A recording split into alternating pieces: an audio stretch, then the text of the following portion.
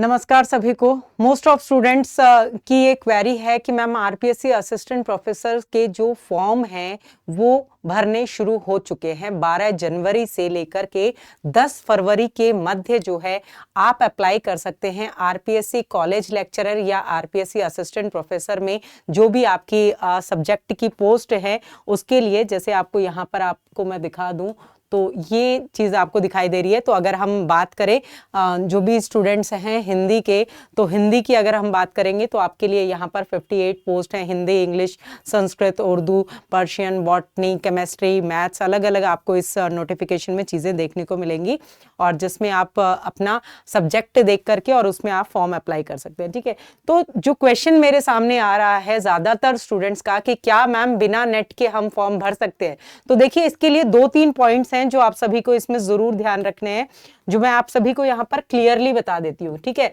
ध्यान रखिएगा कि जो स्टूडेंट्स 2009 से 9 तक या 9 से पहले जो रूल्स एंड रेगुलेशंस हैं उनके अकॉर्डिंग जिनका पीएचडी, ठीक है, जिनकी जो भी वैलिड डिग्री है जो आपको दी गई है उसके अंतर्गत, ठीक है, उसके अकॉर्डिंग है वो लोग फॉर्म फिल कर सकते हैं बिना नेट के भी।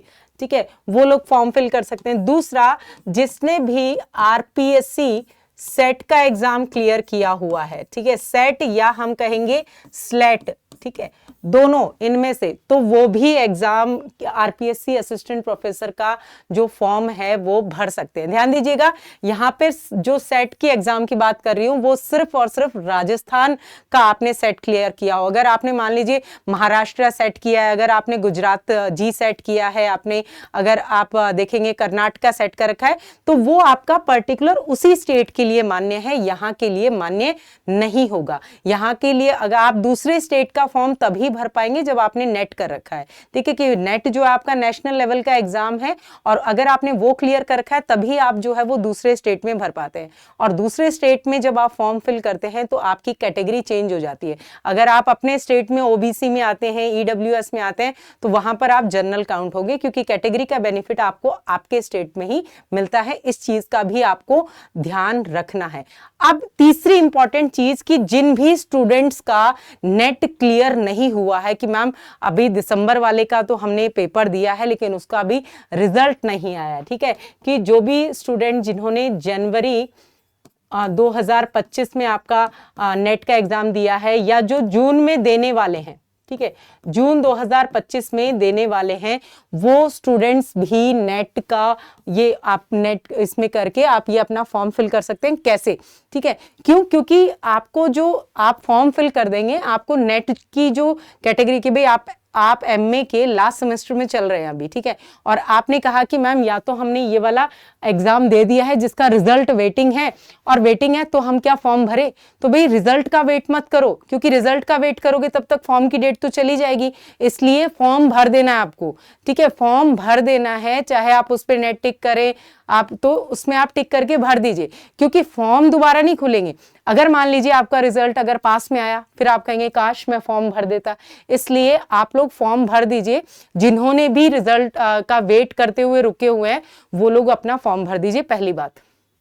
दूसरी बात कि जो लोग जून वाला देने वाले हैं कि मैम हम तो जून 2025 में देंगे, ठीक है, हम जो है वो कैपेबल एप्लीकेबल हो पाएंगे जून 2025 में, तो भाई जून 2025 वाले भी अपना फॉर्म भर दीजिए, ठीक है, क्योंकि आपको जो नेट का सर्टिफिकेट चाहिए होता है, नेट का सर्टिफिकेट, नेट क्लियर जो है वो आपको इंटरव्यू तक क्लियर करनी होती है, ठीक है, इंटरव्यू तक जो है, इंटरव्यू में जब आप पहुंचेंगे तब तक आपके पास में नेट का सर्टिफिकेट होना चाहिए, ठीक है, इसलिए आप जो है वो फॉर्म भर सकते हैं। जो एस्पिरेंट्स जिन्होंने दिसंबर 2024 का एग्जाम दिया है जनवरी में या जो जून वाला देना चाहते हैं, क्योंकि भाई ये गोल्डन अपॉर्चुनिटी है, क्योंकि आप सोच रहे हैं कि बार बार आते ही रहते हैं फॉर्म, आते रहते हैं, तो नहीं आते, क्योंकि पहले से कम पोस्ट आपकी आई हैं, अभी 58 ही हिंदी की दिखेंगी आपको, अदर भी जो है आप देख सकते हैं।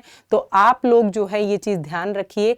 और यहाँ पर आपको जो आपके आरपीएससी असिस्टेंट प्रोफेसर में 3 पेपर होंगे, माइनस मार्किंग भी होगी, नेगेटिव मार्किंग भी होगी। 3 पेपर में से पहला और दूसरा पेपर दोनों आपके सब्जेक्ट के होते हैं, ठीक है, पहला और दूसरा पेपर आपके सब्जेक्ट के होते हैं।